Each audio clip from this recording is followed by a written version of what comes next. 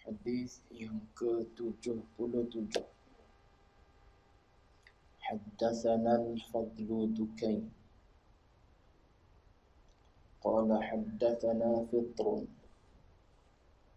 an Shurahbil qala sami'tu ibn Abbas 'an an-nabiy sallallahu alaihi wasallam qala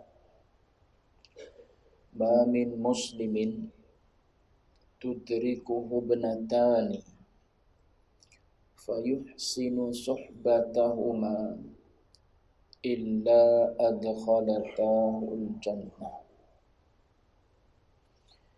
Daripada Shurahbil, dia telah berkata, aku telah mendengar Ibnu Abbas radhiyallahu anhuma daripada Nabi sallallahu alaihi wasallam, baginda telah bersabda, tidaklah seorang Islam yang mempunyai dua orang anak perempuan, lalu dia menjaganya dengan baik, melainkan keduanya akan memasukkannya ke dalam syurga. Tuan muslimin muslimat sedang jemaah yang dirahmati Allah sekalian, alhamdulillah kita panjatkan puji syukur pada Allah dengan izin taufik hidayah Allah Ta'ala jua pada malam ini kita sambung lagi bacaan kitab Al-Adabul Mufrad susunan Amirul Mukminin fil Hadis Al-Imam Al-Bukhari rahimahullahu ta'ala. Kita berada dalam bab 41, iaitu bab berkenaan dengan menanggung ataupun tanggungjawab seseorang lelaki pada dua ataupun pada seorang anak perempuan. Ada 3 hadis dalam bab ni. Kita dah lihat satu hadis pada pertemuan yang lalu. Pada malam ni sambung hadis yang kedua. Lebih kurang sama je maksud dia. Hadis ini diriwayatkan daripada Shurahbil. Dia mendengar daripada Abdullah ibn Abbas radhiyallahu anhuma, Nabi bersabda, kata Nabi, ma min muslimin, tidaklah seorang Islam,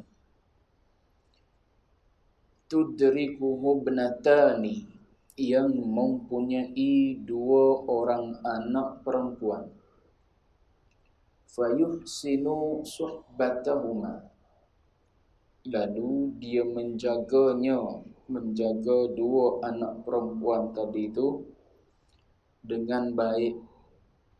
Maka orang yang macam ni ada anak perempuan 2 orang, kemudian dia jaga dengan baik, maka Nabi kata keduanya, yakni kedua anak perempuan dia tadi yang dia jaga dengan baik tu akan memasukkannya ke dalam syurga. Ini kelebihan orang yang ada anak perempuan 2. Dalam hadis yang atas tu 3. Di tajuk tu Imam Bukhari letak walau 1. Maknanya 1 pun memadai dah untuk dapat fadilat ataupun kelebihan yang Nabi janji ni. 2, 3 lebih-lebih lagi. Sebab nak banding jaga yang seorang dengan 2 dan 3 mesti susah yang lebih ramai lah. Yang seorang tu lebih mudah berbanding nak jaga 3 orang anak perempuan. Cuma 1 tu tak terkecuali. Sebab tu saya dah sebut dalam pertemuan yang lepas, bijaknya Al-Imam Al-Bukhari rahimahullahu ta'ala, walaupun Nabi sebut dalam hadis-hadis ni 3 dan 2, tapi dia bubuh di tajuk tu seorang anak perempuan. Maknanya seorang anak perempuan pun kalau kita jaga dia dengan baik, dia tetap boleh menyebabkan kita ni masuk syurga. Cuma janganlah kita faham cukup dengan kita ada anak perempuan 1, 2, 3, lepas tu kita jaga elok-elok, kewajipan lain kita tak buat, tak jadi. Ini hadis yang berbentuk kelebihan, hadis yang berbentuk fadilat. Bila sebut kelebihan dan fadilat, maknanya dia mari setelah sempurna kewajipan-kewajipan yang lain. Jangan pula aku dah ada dah anak perempuan 3, aku jaga elok dah dia, aku bagi pendidikan agama pada dia. Tapi si ayah ni semayang pun dah. Puasa pun dah. Masuk Ramadan dia pergi bercuti luar negara. Takut orang tahu dia tak puasa. Itu tak betul cara pemahaman kita lah. Jadi kewajipan-kewajipan Allah Ta'ala tu kena sempurnakan dulu. Lepas tu ada kelebihan di kita yang Allah Ta'ala nak bagi bila kita ada anak perempuan. Seorang ke, 2 ke, 3 ke, tu 3 nyata dalam hadis. 2 nyata dalam hadis. 1 disebut oleh Al-Imam Al-Bukhari, itu masuk juga. Cuma secara umumnya siapa-siapa saja yang ada anak perempuan, maka jagalah dia elok-elok. Jaga elok ni maknanya bukan menggemukkan fizikal dia saja. Bagi makan dia cukup. Nak makan apa? Kambing golek. Kambing golek. Nak makan apa? Bawa pergi. Dia nak pergi situ makan. Pergi bawa. Bukan itu saja. Fizikal dan spiritual dia lah. Fizikal dia dan dalaman dia. Fizikal pun kita kena bagi cukup sebagaimana yang kita dah sebut sebelum daripada ni. Makan, minum dia, tempat tinggal, kita kena bagi semua tu pada dia. Bahkan bukan setakat yang tu je. Kena bagi juga dalam bentuk pengisian jiwa dia. Pengisian jiwa ni lah agama. Pengisian jiwa ni lah juga perhatian. Jangan agama saja, perhatian kena bagi juga. Agama bagi dah, zahir pun bagi. Dia nak makan, kita bagi. Nak minum, nak tempat tinggal, duduk sekali dengan kita, sebilik seorang dia dah. Apa nak kita bagi, nak duit kita bagi dah. Tapi perhatian tak bagi, kosong juga jiwa dia. Kena bagi perhatian. Tu kalau kita tak bagi perhatian, orang lain bagi perhatian. Bila kita tak bagi pengisian dalam jiwa dia yang perlukan perhatian, maka orang lain tolong isi ruang perhatian tersebut. Tu yang menyebabkan dia tak seronok duduk dengan kita, seronok duduk dengan orang luar. Orang luar, ajnabi lah, lelaki ajnabi yang tak ada kena mengena dengan anak itu. Tapi sebab dia dapat perhatian daripada lelaki itu. Dia nak bercerita, lelaki itu sanggup jadi pendengar yang baik, good listener kepada anak itu. Kita, anak baru buka mulut nak cerita, tak nak dengar dah. Suruh pergi cerita pada mak. Mak pula sibuk dengan Facebook. Zaman-zaman hari ni dah. Mak sibuk dengan Facebook, ayah pun sibuk dengan Facebook juga. Kalau tak Facebook, TikTok, tak TikTok, Instagram, tak Instagram, apa lagi tuan-tuan? Tuan-tuan tak sebut depan saya. Tapi duk golek telefon situ juga. Cuma nak sebut contoh, tuan-tuan . Contoh. Mak ayah, walaupun tahu dah dia kerja 5 hari seminggu tu dia kerja pagi balik petang. Sabtu pun begitu juga. Duk sibuk dengan telefon pula. Tak tanya khabar anak. Tak berbual dengan anak. Makan di kedai pun duduk ngadak anak, ngadak telefon dia, kita mengadak telefon kita. Tak cuba wujudkan suasana mengambil tahu. Ambil perhatian. Tu semua tu cerita orang motivasi ya. Tapi agama kita ajarlah mudah dalam hadis Nabi ni. Sebutlah mudah. Nabi beritahu lah mudah. Siapa-siapa yang ada anak perempuan. Sebut dah dalam pertemuan yang lepas. Perempuan dia makhluk yang Allah Ta'ala jadikan lebih pada perasaan. So perhatian ni salah satu daripada perasaan dia lah. Dia perlu kepada perhatian tu. Orang ambil tahu pasal dia. Apa yang dia perlu. Apa yang dia nak luahkan. Tu saya sebut dah dalam pertemuan yang lepas. Kalau budak umur 16-17 tahun ni. Golek gak pada masa tu jiwa nak berpasangan. Ada budak kata saya umur berapa? 16, 17 tahun. Saya ni tak sabar dah nak dapat anak. Umur 16, 17. Kalau tuan-tuan dengar ayat macam tu keluar daripada mulut anak, macam mana lah respon kita. Tapi benda-benda tu kadang-kadang kita sebagai orang yang mengajar dan mendidik ni, dia tak malu, tak segan silu cerita pada kita. Tapi mak ayah boleh jadi dia tak cerita sebab apa? Dia tahu dah kalau aku sebut gini pada mak ayah siap lah.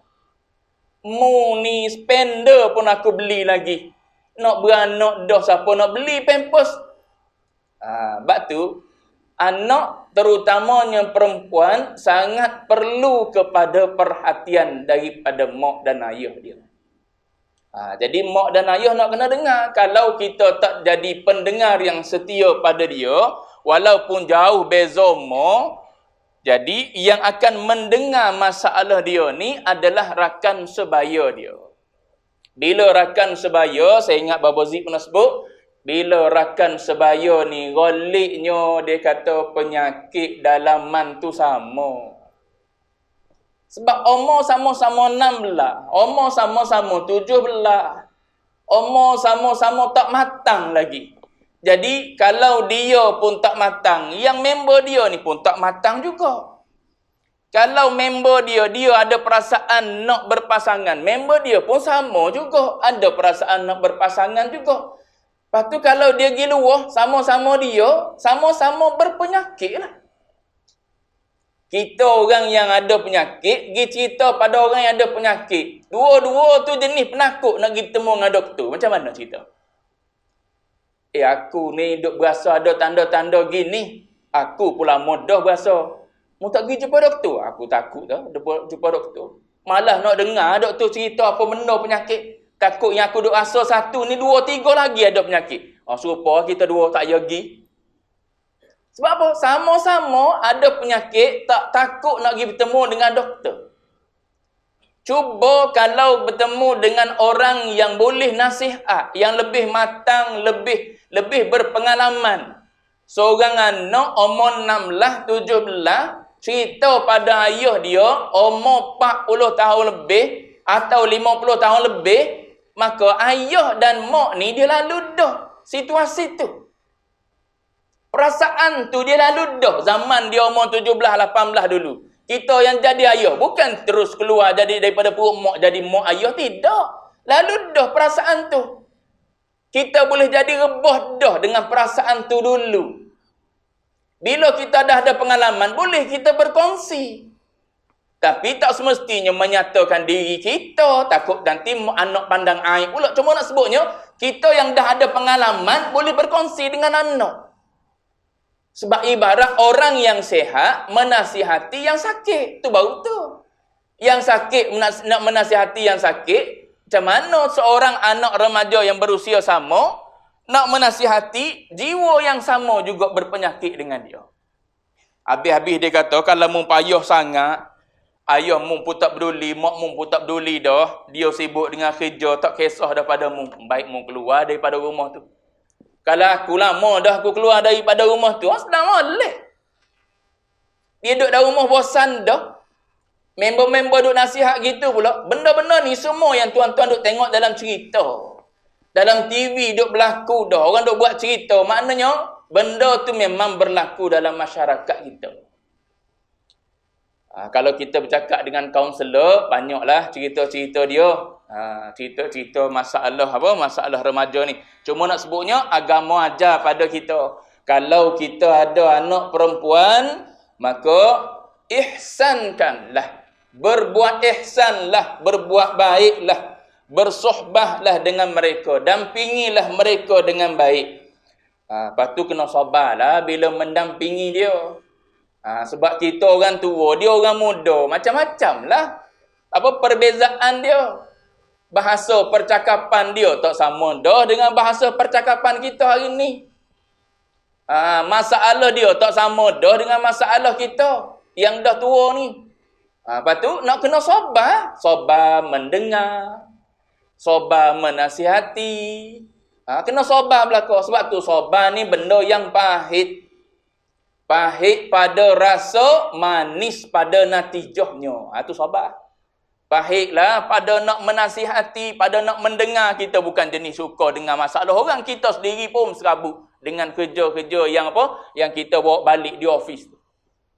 Nak dengar pula masalah anak. Apatah lagi kalau dipanggil dah oleh guru disiplin ke sekolah. Lagilah berserabut kita. Tu yang kadang-kadang tak boleh tahan tu, ada mak ayah yang lempang depan cikgu, lempang. Dia buat macam anak ni tak ada perasaan dah. Tak ada perasaan malu, tak ada perasaan depan cikgu. Tu kadang sebahagian daripada parent. Tu setelah berlaku dah terlewat dah tu. Sebab kita tak ambil tahu apa yang berlaku pada anak itu. Kita berasa kita lepas dia, kita bagi duit belanja, apa yang dia nak kita dah bagi, maka dia akan jadi orang baik. Dah. Paling tidak kena lepas dengan doa, Allahumma inni astaudi'uka la alladhi la tadhi'u wada'i'uhu. Aku tinggalkan padamu, ibarat Nabi sebut dalam doa tu, barang simpanan. Astaudi'uka. Wadi'ah ni simpanan. Bank-bank duk guna istilah wadi'ah tu maknanya duit simpanan. Kenapa kita pakat pergi simpan dalam bank belakang? Tak simpan di rumah. Ada 2, 3, 400 pergi bubuh dalam bank. Ada 2, 3, 400 pergi bubuh di tabung haji. Sebab apa? Sebab di bank ataupun di tabung haji, institusi keuangan tu tempat kita percaya. Begitulah, mana tempat yang paling kita boleh percaya untuk kita simpan anak kita ni? Allah lah. Sebab dia tahu. Kita tahu depan mata kita. Nampak depan mata kita baik-baik belaka. Soleh-soleh belaka. Depan mata kita. Belakang mata kita, kita tak tahu apa yang berlaku. Dia berkawan dengan siapa? Kawan dia soleh ke tak soleh? Guru dia siapa? Soleh ke tak soleh? Tu. Yang datang sekeliling dia tu, soleh ke tak soleh? Semua kita tak tahu. Paling tidak doa pada Allah. Aku serah padamu lah ya Allah. Urusan anak aku ni, hadirkan dalam hidup dia teman-teman yang soleh salihah, guru-guru yang soleh dan salihah. Apa-apa saja yang mari dalam hidup dia, biar dia didatangi oleh orang-orang yang soleh dan salihah, yang dia boleh tumpang kebaikan orang tersebut. Biar jadi dia orang yang bermanfaat sebagai umat Nabi. Bermanfaat untuk ummah. Tu minta dengan Allah Ta'ala. Cuma nak sebutnya ialah, bila kita nak lalu jalan ni, kena sabar. Sabar ni awalnya pahit, tapi manis natijah dia. Baik. Jadi Nabi janji, nak jaga anak perempuan seorang, 2, 3, lebih-lebih lagi. Bukan senang. Tambah-tambah zaman kita, zaman fitnah, zaman orang muda berfashion. Kalau boleh anak seorang, anak perempuan pakai pakaian yang menepati ajaran Islam, berbanggalah. Sebab apa? Sebab yang sekolah agama pun, di sekolah je tudung labuh. Tak gitu ke tuan-tuan? Di sekolah je tudung labuh. Di rumah jawab dia, daklah tudung labuh tu. Jadi kalau tidak tudung labuh, kita lah pula kena tegur di sekolah sebab ada cikgu tolong tegur. Tudung awak ni singkat ni. Singkat kau bagi, kau senteng. Dua-dua boleh. Ada cikgu disiplin tolong tegur. Kalau di rumah keluar dengan kita tak tegur. Jawab dia, siapa nak tegur? Sebab tu kalau semua memainkan peranan menjaga perempuan, yang suami jaga isteri, yang ayah jaga anak-anak dia, tak ada ayah, tak ada suami dah, adik-beradik lelaki jaga, terjagalah anak-anak perempuan, bangsa yang dinamakan perempuan ni. Tapi bila si suami abai, bila si ayah abai, tak ada suami, ayah, adik-beradik lelaki abai, depan nanti ada adik-beradik lelaki, maka yang bernama perempuan ni hidup ikut suka perasaan dia. Sebab ada kata dia makhluk perasaan. Perasaan dia mengatakan depan cermin tak cantik lagi. Dia mencantikkan lagi. Kena bubuh apa nak suruh cantik lagi? Kena bubuhlah merah-merah sikit pipi. Kena bubuhlah biru-biru sikit atas mata. Kena bubuhlah merah-merah sikit bibir. Perasaan dia kata tak cantik lagi ni mung ni. Kalau ada orang yang bimbing, ada abang, ada ayah, ada suami, suami kata tak payahlah, ayah kata tak payahlah, ni tak kena dah dengan ajaran agama. Abang kata, adik lelaki kata, ada pembimbing. Tapi sebab apa yang Nabi sebut ni tak berlaku dalam masyarakat kita. Bahkan suami pun tak peduli. Naik motor, bini alik belakang pakai t-shirt lengan pendek. Naik motor, bini alik belakang pakai seluar jeans, t-shirt lengan pendek, rambut tak tutup. Tak ada apa-apa suami depan tu. Tak ada rasa apa. Tu kata kita tinggal hadis yang Nabi suruh kita buat ni. Mana kelebihan yang kita dapat bila kita jaga 2 anak perempuan, yang atas tu 3. Nabi kata adkhalatahul jannah. 2 ni akan memasukkan kamu ke dalam syurga. Ada hadis lain Nabi tunjuk dengan isyarat jari. Orang yang jaga anak perempuan dia ni, Nabi tunjuk dengan 4 jari ni. Engkau macam ni dengan aku dalam syurga. Maknanya duduk rapat dengan Rasulullah.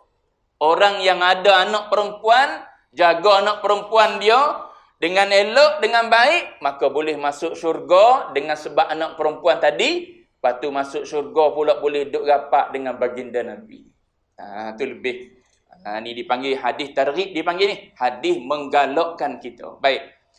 Lagi. Haddatsana Abu Nu'man. Lebih kurang sama je maksud dia.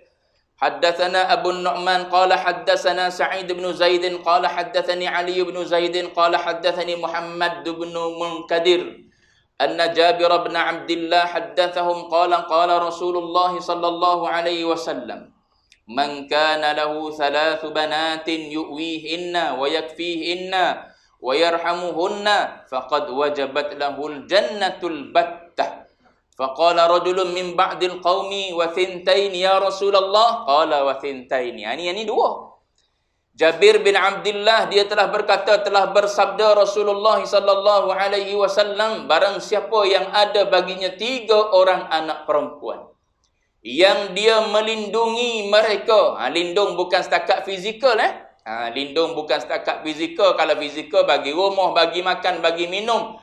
Bahkan bukan setakat fizikal, apa lagi kena bagi? Didikan. Bagi didikan agama pada dia. Bukan material semata-mata, bagi perhatian, sebut dah tadi. Mencukupkan keperluan mereka, apa yang mereka perlu diberi, dan menyayangi mereka. Maka kata Nabi, faqad wajabat lahul jannatul battah. Nabi guna perkataan battah. Apa makna battah? Battah ni maksud dia satu al-qat'u, maknanya pasti.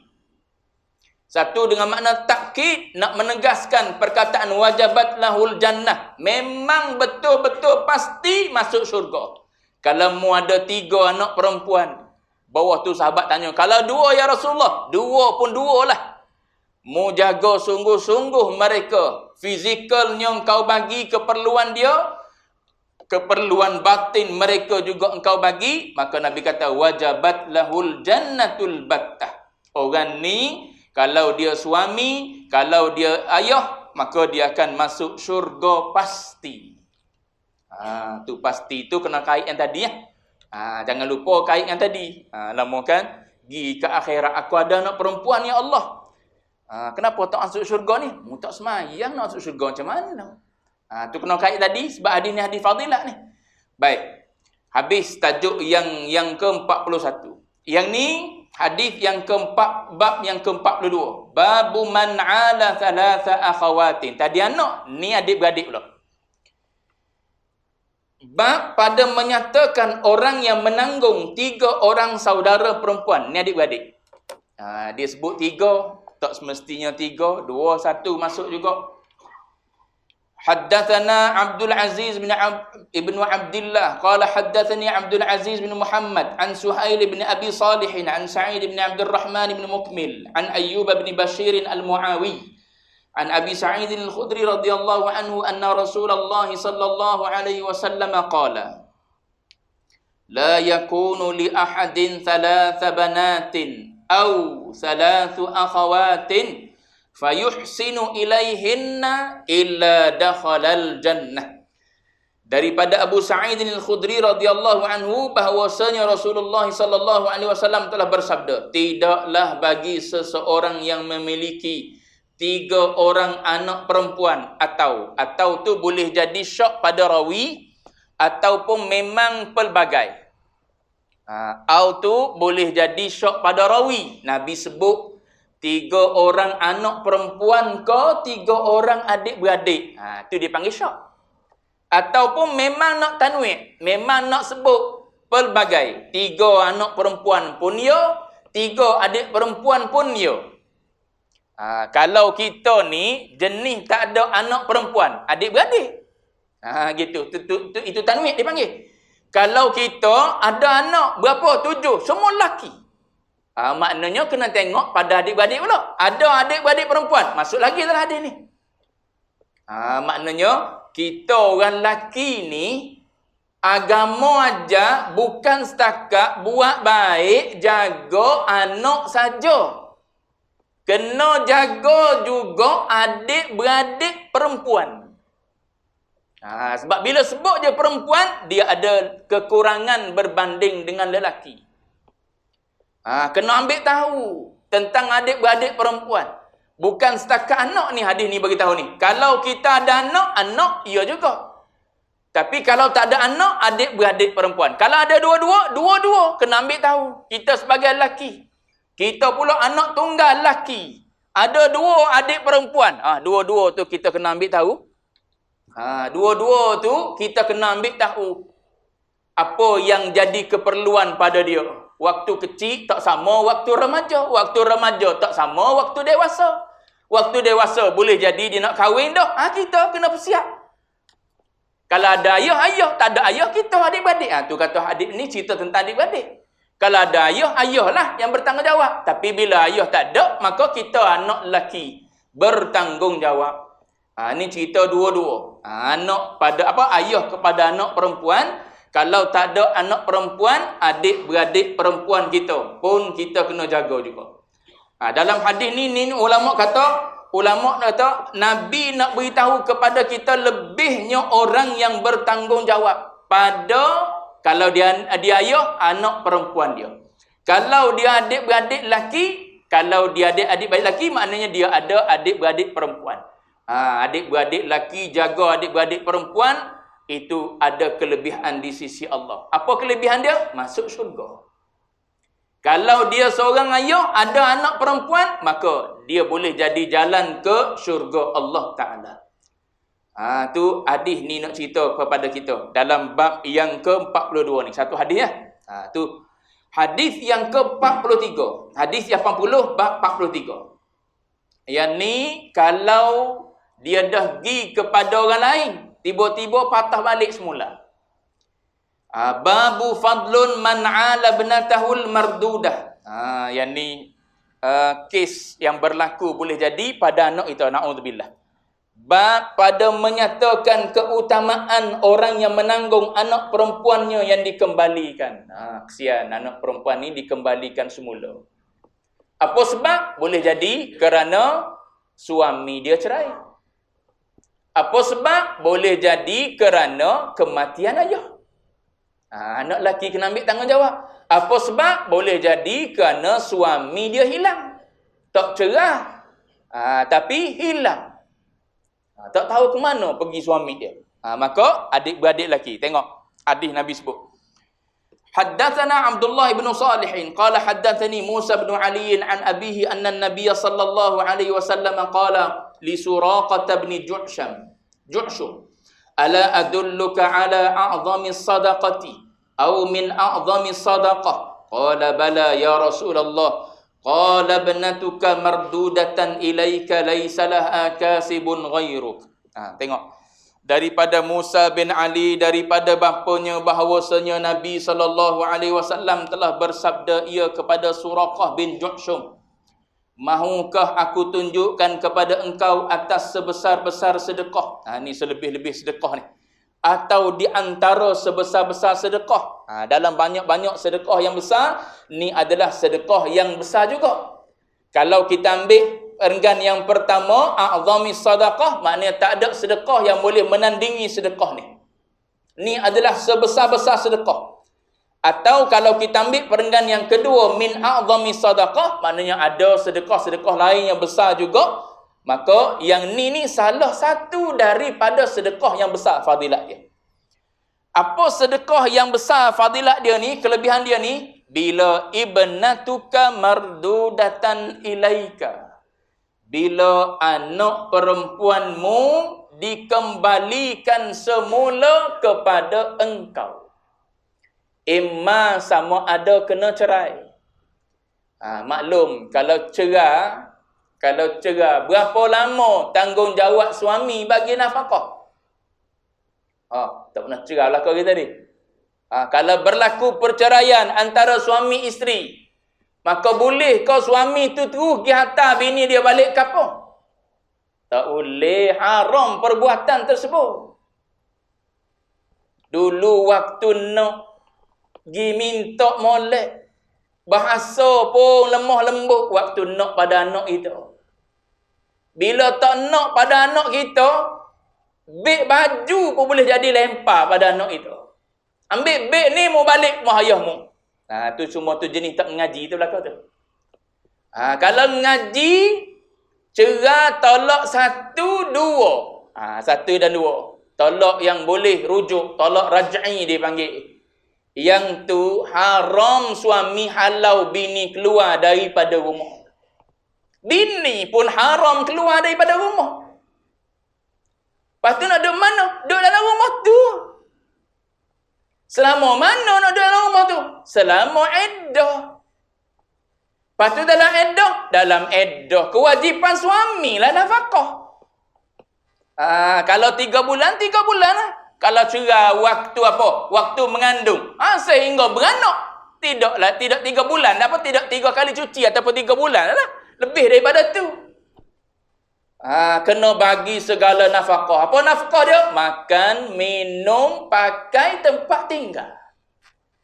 Makan paling kurang 2 kali sehari. Pakaian 2 kali setahun. Ataupun apa yang dia perlu. Lepas tu tempat tinggal kena bagi pada dia. Berapa lama? Selama dia duduk dalam iddah. Wajib bagi. Tu kalau jenis bercerai. Bukan boleh balik atas terus. Ni ayah, kita nak atas balik dah anak ayah ni. Kita tak nak dah dia. Padahal haram perbuatan tersebut kita buat. Kita kena tanggung lagi. Siapa habis iddah dia? Wajib kena bagi. Anak selagi mana kecil. Sampai dia boleh berdikari, baru tak kena bagi nafkah. Kecuali anak OKU tak boleh berdikari. Siapa mati wajib kena bagi nafkah. Tu biar reti ilmu hidup berkeluarga. Jangan duk buat dengan cara jahil kita. Ni nak cerita ni selepas habis iddah lah ni. Kalau dia mari atas pada kita ni, habis dah iddah anak ayah ni. Habis dah 3 bulan kita tanggung dah nafkah dia. Nak atas balik pada ayah. Dapatlah kita balik anak kita. Bayangkanlah. Anak kita kahwin ni roliknya ayah ni tua lah dah. Kau ayah muda lagi juga. Sama tua dengan dia. Tak lah, tak berlaku. Kita duk tanggung anak kita ni waktu dia kecil sehinggalah dia dewasa. Bila dia dah kahwin, dah berkeluarga, maknanya kita pun dah berusia. Kita pun boleh jadi dah tak ada pekerjaan dah. Tiba-tiba anak kita yang dah kahwin tu dihantar balik pada kita. Mikir panjang tak kita nak jaga anak kita ni? Mikir panjang lah. Kita tak ada kerja, bukan jenis ada pencen pula kalau kita di Malaysia ni. Kita pun dulu duk sara dia zaman sekolah dulu pun cukup-cukup makan, cukup-cukup belanja je boleh hantar pergi universiti. Bila dia dah kahwin, suami dia kata, saya tak nak awak bekerja. Tak bekerjalah suami isteri. Sebab taat pada suami. Tahu-tahu jodoh tak panjang, lepas habis iddah dia hantar pada kita. Kita lah. Kita lah sebagai ayah kena jaga. Tu kalau ayah ada. Kalau ayah tak ada, kita adik-beradik lelaki kena jaga. Mestilah kita adik-beradik lelaki pun ada keluarga sendiri dah. Ada tanggungjawab sendiri dah. Kalau ada ayah lagi pun, ayah pun tua dah, uzur dah. Tapi itulah Nabi nak suruh kita bertanggungjawab. Nabi janjikan dengan macam-macam. Tengok. Perempuan tu pula kata Nabi, laisa laha kasibun ghairuk. Dia ni maknanya tak ada alternatif lain. Tu maksudnya, tak ada orang lain yang boleh bagi makan pakai pada dia. Laisa laha kasibun ghairu, maknanya dia tak ada alternatif lain dah. Kecuali kita sebagai ayah dia yang dah tua ni. Ataupun kita sebagai adik-beradik dia yang lelaki. Maka kita, ayah, walaupun tua, walaupun kita pun susah dah juga, maka tanggungjawab tu tetap kita kena juga. Sebab tu nak bagi tahu a'zamus sadaqah. Sebab tu Nabi letak sebesar-besar sedekah. Bahkan Nabi kata min a'zamis sadaqah, sebahagian daripada sedekah-sedekah yang besar. Mu ambil balik anakmu, mu jaga balik. Ataupun kita ambil balik adik kita jaga balik. Kalau dia kerja senang, tak timbul lah isu ni. Sebab tu Nabi sebut laisa laha kasibun ghairu tu, tak timbullah kesulitan tu. Sebab apa? Sebab dia pun berkerjaya. Dicerai pun tak apa. Sebab apa? Dia berkerjaya. Ataupun dia pun ada simpanan. Kalau suami dia meninggal, contohnya ada pencen suami dia, ada apa lagi tuan-tuan? Sokso ke apa? Ada KWSP suami dia. Bolehlah dia guna. Ni dah ni. Laisa laha kasibun ghairuk. Tak ada alternatif lain kecuali dia bergantung dengan mu pula. Dia mari dengan kita, bertemu dengan kita. Kalau yang suami hidup bercerai, tak apalah. Anak-anak tu jadi tanggungjawab dia lagi. Tapi kalau dapat suami tak bertanggungjawab, tu yang kena naik mahkamah tuntut nafkah tu. Cuma nak sebutnya ialah, kalau suami tu ada lagi, nafkah anak dia ataupun cucu kita, tak apalah suami tanggung. Andai kata suami dia hilang, suami dia mati, dia mari, tak mari seorang dia dah. Kalau dia mari seorang, tak apalah. Anak kita, macam mana, kita terima baliklah dia. Mari pula sekali dengan anak itik belakang tak ada. Tak. Mak jalan depan, belakang tu berapa duk follow tu? Dan ni anak ramai pula. 10 orang cucu dia saja. Pening pala tu pakai pensan situ. Innalillah situ tu. Cuma nak sebutnya, kok mana pun tu kena terima. Kok mana pun kita adik-beradik yang lelaki ni, kalau kita seorang tak ada arah. Kalau kita ramai boleh pakai. Pakai adik-beradik, kita kena tanggung dah ni adik kita perempuan ni. Sebab apa? Tak kerja dia. Dulu dia taat sangat pada suami dia, pakai tak bincang dah. Si lelaki tu kata, syarat nak kahwin dengan saya tak nak perempuan bekerja. Tak apalah, saya cinta pada awak. Tu ayat penyangat dipanggil. Padahal kalau dia mikir jauh sikit, suami aku ni tahu-tahu cerah aku tengah jalan nanti. Paling-paling tidak adalah juga sesuap duit, nasi untuk suap ke mulut dia dan ke mulut anak-anak. Tapi dok, lelaki ni pun kadang-kadang kadang-kadang ada angin juga. Tak apa, gaji saya besar. Tengok-tengok PKP tak ada gaji. Kalau dua bekerja kan senang. Bukan nak suruh, bukan nak galakkan perempuan bekerja, tidak. Tapi tak ada halangan dalam Islam pun. Benda boleh bawa bincang. Cuma nak sebutnya ialah, bila mari pada kita, anak dengan cucu lagi. Kok mana kita? Kena terima. A'zamus sadaqah, Nabi kata. Sebesar-besar sedekah. Kalau mu ambil anak mu balik, lepas tu mu bela dia. Cucu-cucu yang ada tu juga mu bela dia. Walaupun tak ada tinggal sekeping pun. Sekupang pun tak tinggal. Ayahnya. Sebab apa? Ayahnya bukan orang berada. Utang banyak contohnya. Dengan orang tu, dengan orang ni. Habis duit sikit sebanyak yang dia tinggal tu, bayar hutang habis dah. Tak tinggal apa untuk anak-anak. Maka kita, pening kepala tak tidur semalaman mikir. Naik darah 100.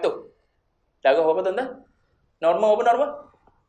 100 meninggal tak kira lah. Cuma nak sebutnya, naik darah tinggi.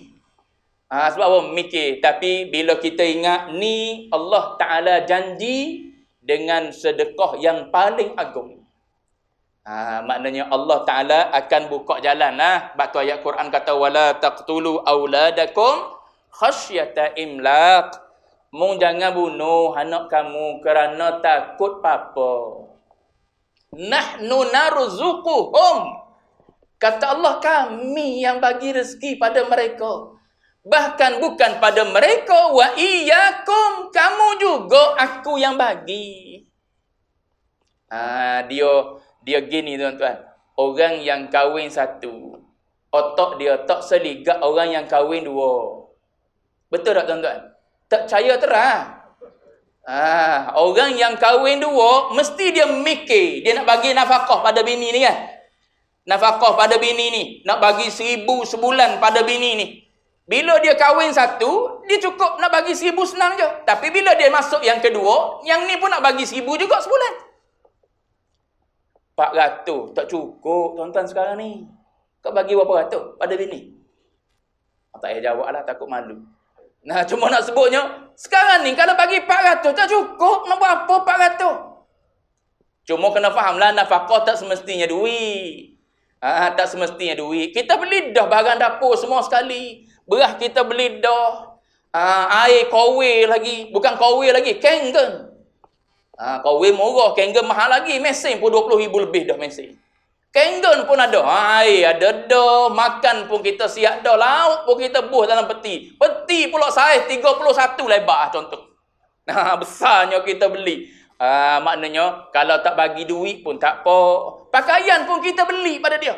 Dia tunjuk je Shopee kita bayar. Dia tunjuk je Shopee kita bayar. Tak payah bagi duit pun tak apa. Kecuali saat dia perlu nak juga pada duit. Bagi.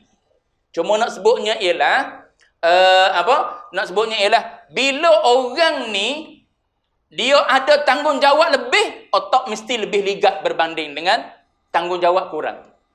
Waktu kita duduk dengan apa? Dengan bini kita, sama-sama makan nasi pun setengah pinggan dia. Otak tak mikir dah sebab apa? Padan dengan duit pencen kita lah. Ataupun padan dengan apa yang ada lah. Kita dapat sikit-sikit tu cukup lah untuk kita makan berdua je. Tak lama dah, bang tanah dah pun kita ni. Tapi bila dia mari anak, otak pun mula mikir balik. Kena buat Grab kau kita. Kena buat apa? Kena buat private sapu ke dipanggil. Kena buat private sapu kalau kita balik. Bawa lah ada kereta buruk-buruk. Bawa balik sebab apa? Dia mari kepala ligat semula. Sebab itu jalan Allah Ta'ala nak bagi rezeki. Sebab dia kata dah nahnu narzuquhum wa iyyakum. Kami akan bagi rezeki. Bukan setakat pada mereka saja. Pada kamu juga. Sebab tu mu jangan risau. Sampai ke tahap mu mikir nak bunuh anak-anakmu ni. Maka kata Allah Ta'ala, kalau kamu bunuh, inna qatlahum kana khit'an kabira. Kalau mu bunuh sebab mu takut papa, maka itu adalah dosa yang sangat besar, kata Allah. Cuma nak sebutnya ialah bila seorang perempuan, sama ada anak kita ke ataupun siapa adik kita ke, kakak kita ke, dikembalikan semula kepada kita, maka terima dia seadanya. Ingat di sana Nabi janji dengan a'zamus sadaqah. Kita tanggung dia balik, nafkah dia, makan minum, tempat tinggal dia. Duduklah rumah abang ni, ataupun duduklah rumah ayah, tak apalah, nak macam mana dah jodoh mustakat tu. Duduklah rumah abang ni, buat macam rumah kau sendirilah. Sebab apa? Dah jodoh kau setakat tu. Tu apa yang kita buat tu adalah a'zamus sadaqah. Semuanya adalah sebesar-besar sedekah di sisi Allah Ta'ala. Baik. Habis dulu situ. Dia ada lagi 2 hadis dalam tajuk yang sama, cuma maksud lebih kurang sama. Akan datang insya-Allah kita tengok. Wallahu a'lam wa ilmuhul atam.